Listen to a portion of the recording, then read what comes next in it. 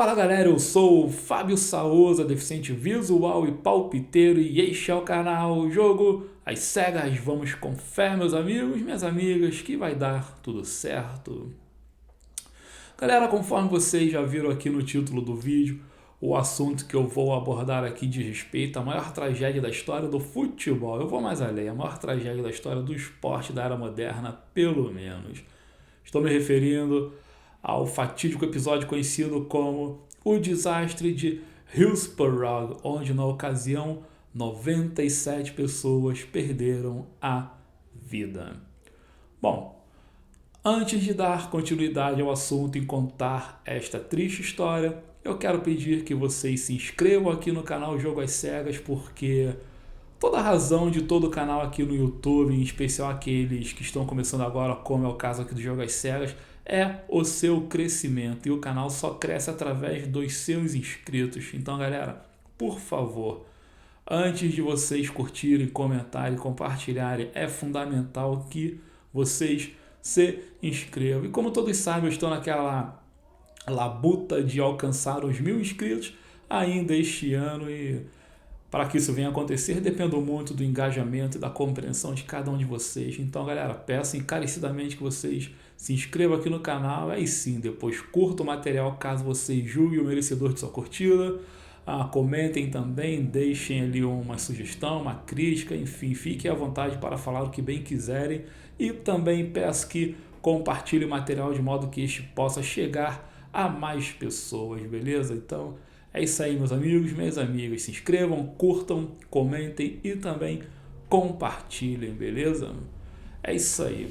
Olha só, o desastre de Hillsborough. Este evento aconteceu no dia 15 de abril de 1989. Foi uma partida de futebol válida ali pela final da Copa da Inglaterra, e os times que estavam em campo eram Liverpool e Nottingham Forest. Por acaso, os dois clubes mais populares da Inglaterra na década de 80. O Liverpool antes estava suspenso das competições continentais por 4 anos, um triste episódio também ocorrido na década de 80, no caso aqui em 1985, e eu vou contar essa história já já. E talvez por esse motivo a tragédia de 1989 tenha sido potencializada, haja vista a avidez dos seus torcedores em ver a galera de Liverpool, o time de Liverpool, voltando a ser campeão, ou pelo menos figurar a uma grande final de campeonato, né? Como eles estavam suspensos, estavam sem disputar grandes jogos, né? Então, acho que isso potencializou a tragédia. Galera, o que aconteceu é o seguinte: em 1985, começar por aí, havia na década de 80 como um todo o movimento do hooliganismo, né? Que era aqueles torcedores hooligans, os ingleses, aqueles vândalos, um bando de vagabundo, na verdade, aquela galera que enchia a cara de uísque, que enchia a cara de cerveja, ia para os estádios para fazer confusão, para dar porrada, para quebrar tudo. Então, na verdade, era um bando de marginais. Os hooligans eram todos marginais, e era bem comum nessa época cada jogo do futebol inglês terminar em pancadaria, terminar em arruaça e terminar em tragédia. E uma destas grandes tragédias ocorreu ali em 1985, numa partida válida pela Copa dos Campeões, o que hoje seria ali a Liga dos Campeões, né? Um jogo válido entre Juventus da Itália e o próprio Liverpool da Inglaterra. Este jogo foi disputado na Bélgica, haja vista que entenderam ali ser um campo neutro, longe de qualquer confusão. Lê do engano, uma vez que onde havia hooligans, havia também um estopim prestes a estourar. Então, neste jogo aí, a Juventus ganhou por 1-0, era a semifinal da Copa dos Campeões, o gol foi marcado pelo Michel Platini, o cracaço francês, e os hooligans não seguraram a onda, ficaram revoltados, e a partir daí começaram a quebrar tudo, invadiram o gramado, deram porrada a Deus a dará, e houve pisoteio, houve esmagamento, houve tudo. Ali 35 pessoas perderam a vida. Por conta disso, o Liverpool foi suspenso por 4 anos de qualquer competição continental. Bom, é isso aí. Quando a gente achava que a coisa já chegara ao máximo da violência, houve aí o episódio do desastre de Hillsborough, que agora é o seguinte. Em 1989, Liverpool foi para a final da Copa da Inglaterra e foi enfrentar o Nottingham Forest, como disse, os dois times mais populares daquele momento. As autoridades responsáveis pelo jogo entenderam que deveriam levar a partida para um campo neutro e escolheram o estádio de Hillsborough como o estádio a abrigar a partida. Este estádio foi uma das principais sedes da Copa do Mundo de 66, Copa do Mundo da Inglaterra, e era um dos maiores daquele momento.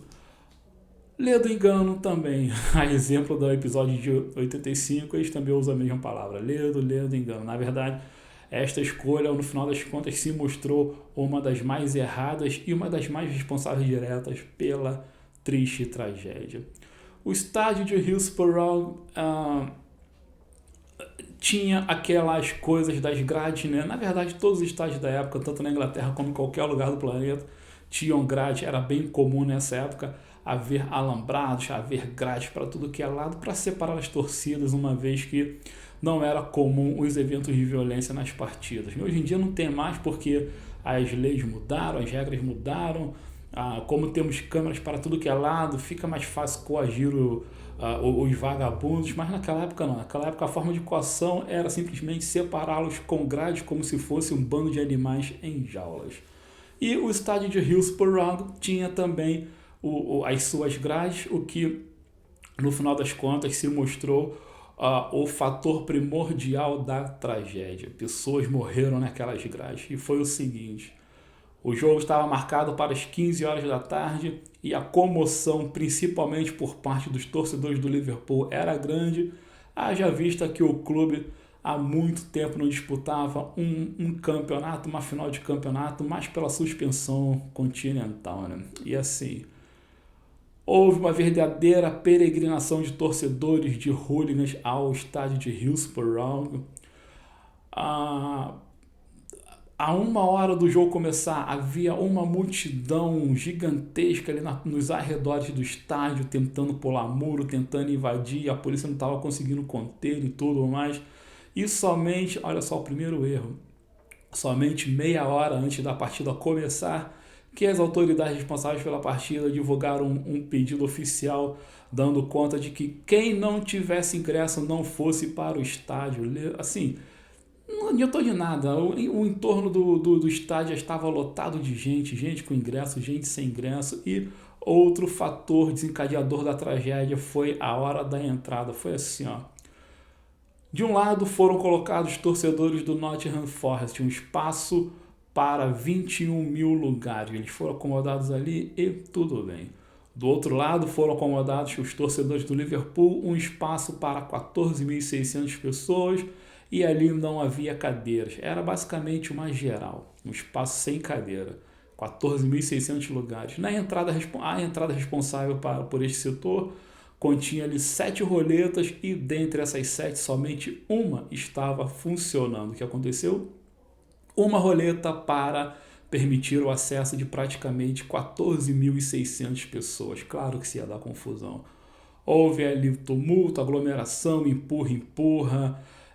A galera já começou a sufocar, e vendo que a AM já começara a estourar por aquele momento ali, decidiram abrir um portão. Aí foi o terceiro grande erro da parada. O portão que foi decidido abrir, na verdade, era um portão que seria usado para escoar os torcedores e de um setor intermediário, ou seja, o setor de meio de campo. Aquele setor já estava praticamente lotado, e quando o portão ali foi aberto, o que aconteceu?